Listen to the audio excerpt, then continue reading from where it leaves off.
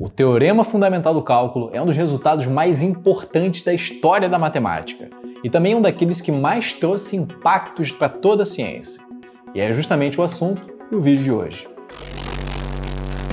Olá, meu nome é Daniel Nunes, você está no Tem Ciência e o Teorema Fundamental do Cálculo encerra os vídeos sobre tópicos básicos de cálculo 1 aqui do canal. Então, antes de assistir esse vídeo, é importante que você tenha visto os vídeos sobre limites, derivadas e integrais.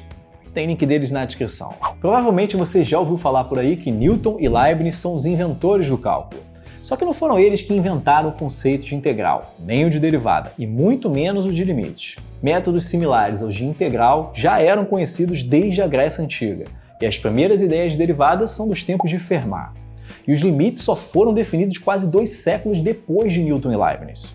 Então, por que se fala que eles inventaram o cálculo se as noções mais básicas do cálculo não foram contribuição deles? Meus amigos, é justamente por causa do teorema fundamental do cálculo. Esse resultado mostra uma relação profunda entre integrais e derivadas, que são praticamente o inverso uma da outra, e foram Newton e Leibniz que entenderam a importância dessa relação e usaram esse conhecimento para desenvolver o cálculo como um método sistemático e mudar o mundo para sempre. A partir do teorema fundamental do cálculo, calcular integrais se tornou muito mais simples. Isso fez com que o cálculo se espalhasse pela ciência e permitisse avanços teóricos que antes eram impossíveis sem ele. No vídeo sobre derivadas, eu mostrei como que a velocidade instantânea era a derivada da função da posição. Então vamos aproveitar esse exemplo e pensar no raciocínio inverso. Recuperar a função da posição, conhecendo apenas a função da velocidade. Vamos imaginar que você precise avaliar o desempenho de um novo carro esportivo, estimando a função de posição desse carro em função do tempo. Só que você recebeu apenas os dados registrados pelo velocímetro do carro em pequenos intervalos regulares. Plotando esses dados, você percebe que a velocidade obedece a uma certa função do tempo. Se o movimento tivesse sido apenas em velocidade constante, seria fácil calcular a posição do carro. Bastaria multiplicar a velocidade constante pelo tempo. Mas, para o seu azar, o movimento não foi uniforme e a velocidade variou. Uma outra forma de tentar contornar esse problema é dividir o intervalo de tempo em pequenos intervalos menores e imaginar que nesses intervalos a velocidade é constante. Se tivesse sido dessa forma, em cada intervalo de tamanho ΔT teria sido percorrida a distância v de t vezes ΔT. Isso é exatamente a área desse pequeno retângulo. Com essa simplificação, a distância percorrida seria a soma de todas essas pequenas áreas. E quem viu o vídeo sobre integrais sabe que isso não é nada mais nada menos que uma soma de Riemann, e que no limite, quando o número de retângulos tende a infinito e a sua base tende a zero, o valor converge para a integral da velocidade, que nada mais é do que a área embaixo do gráfico. Ou seja, a integral da velocidade recupera a posição. Intuitivamente, esse é exatamente o conteúdo do teorema fundamental do cálculo, e mostra que integração e derivação são operações opostas. Isso porque a velocidade é a derivada da posição. Então, quando integramos essa derivada, recuperamos a função original. Isso funciona para qualquer função contínua f, não só para velocidades. Quando integramos a função f, esse é um processo em que os limites de integração a e b são fixos. Mas a gente poderia imaginar o limite superior variável. Então, trocando b por x para enfatizar isso, poderíamos considerar a função de x, f zona de x, igual à integral de a até x de f de t. Como o limite de integração é agora variável, a gente diz que f zona é uma integral indefinida de f. E o que acontece se a gente tentar calcular a derivada de f zona no ponto x? Pela definição de derivada, que a gente viu no vídeo sobre derivadas, essa derivada é o limite quando h tende a zero de f zona de x mais h menos f zona de x dividido por h. No numerador, o que a gente está fazendo é apenas calcular a área de f até x mais h e subtrair isso da área de f até x. Ou seja, no final das contas, a gente está calculando a integral de f entre x e x mais h. Se m é o menor valor de f nesse intervalo e n for o maior, então a área está entre m vezes h e n vezes h. Portanto, dividindo por h, a fração fica entre m e n. Como f é uma função contínua e h está tendendo a zero, no limite m e n são iguais ao valor de f no ponto x. E aí, a derivada de f zona no ponto x é exatamente o valor de f de x. Esse resultado é conhecido como a primeira parte do teorema fundamental do cálculo. Ele simplesmente diz que a derivada da integral indefinida recupera a função. Tecnicamente, dizemos que f' de x é uma primitiva de f de x. Uma primitiva de f é qualquer função g tal que a sua derivada seja igual a f. Essa primeira parte do teorema fundamental do cálculo diz apenas que toda integral indefinida é uma primitiva. Mas será que vale a recíproca? Toda primitiva é uma integral indefinida? Falando nesses termos, não. Por exemplo, considera a função constante f de x igual a zero. A única integral indefinida de f é a própria função zero, mas qualquer função constante, por exemplo, g de x igual a 1, é uma primitiva de f, já que a derivada de uma constante é sempre zero.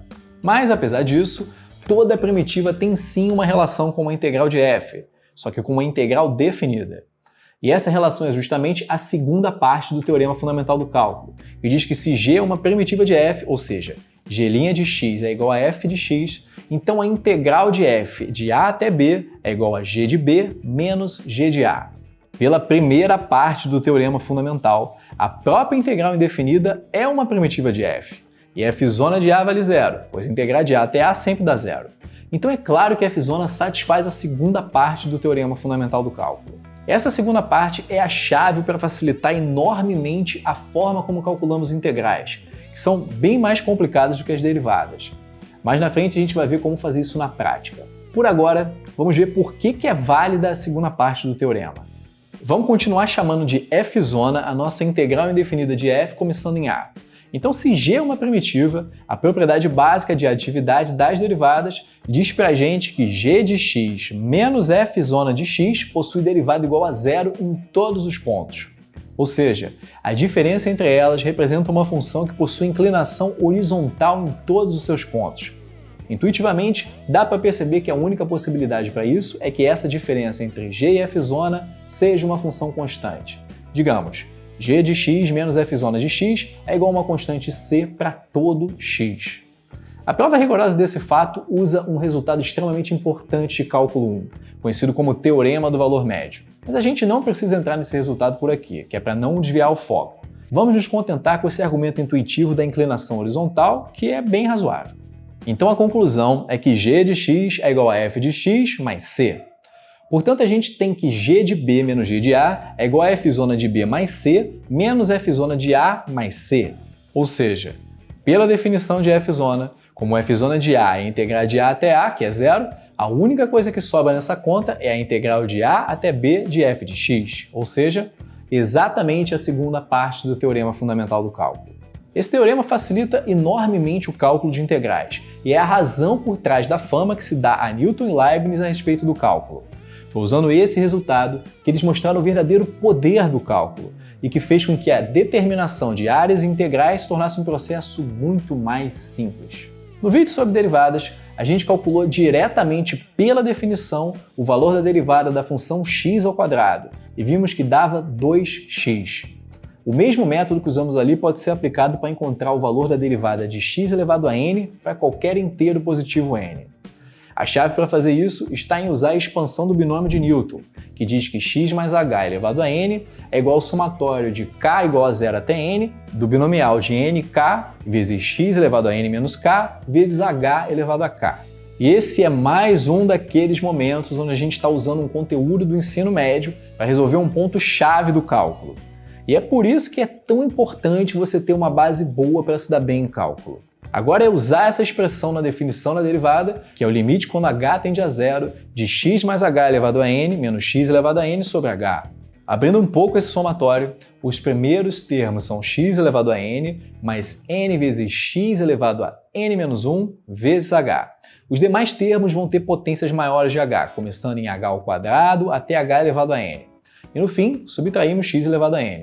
Cortando xn e dividindo por h, sobra n vezes x elevado a n menos 1, mais termos que são multiplicados por potências de h.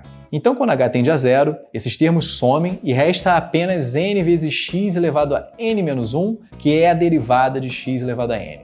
No vídeo sobre integrais, a gente calculou diretamente pela definição a integral de x ao quadrado. E quem viu sabe que o processo foi mais complicado do que o de calcular a derivada. E a complexidade cresce cada vez mais conforme a gente tenta calcular a integral de x elevado a n para valores maiores de n. Mas, com a ajuda do teorema fundamental do cálculo, conseguimos determinar a integral com muito mais facilidade. basta procurar uma primitiva de x elevado a n.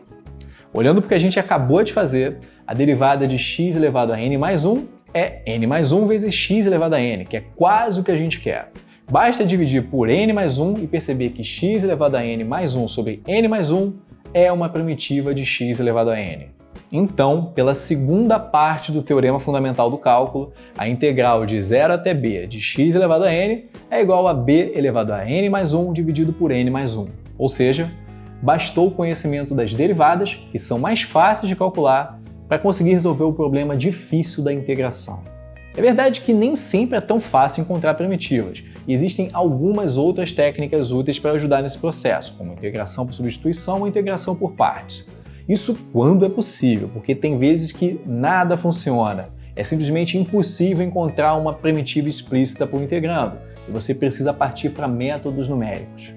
Mas tudo isso já entraria numa parte bem mais técnica, muito mais próxima do que seria uma aula de fato, e esse não é o espírito do canal nem dessa série de vídeos sobre cálculo. O meu objetivo com essa série era tocar em alguns tópicos centrais, trazendo abordagens um pouco mais intuitivas do que normalmente é visto em sala de aula, até pelas facilidades proporcionadas pela tecnologia. E também uma maneira de eu passar para vocês um pouco da minha visão sobre o assunto, que é um dos mais importantes da história da humanidade. Newton é muito celebrado como físico, mas a grande verdade é que o cálculo é a sua obra verdadeiramente eterna e estará presente em todas as novas teorias da física que já o refutaram ou que ainda o refutarão no futuro. Não é à toa que Newton ocupava em Cambridge a prestigiosa cadeira lucasiana de matemática, onde permaneceu por mais de 30 anos. Mesma cadeira, aliás, que um século e meio mais tarde seria ocupada por George Stokes, que emprestou seu nome ao famoso Teorema de Stokes, uma grande generalização do teorema fundamental de cálculo para situações muito mais abrangentes e abstratas. Uma bela coincidência. Muito obrigado aos membros do canal e não se esqueça de deixar o like e se inscrever. E até o próximo vídeo.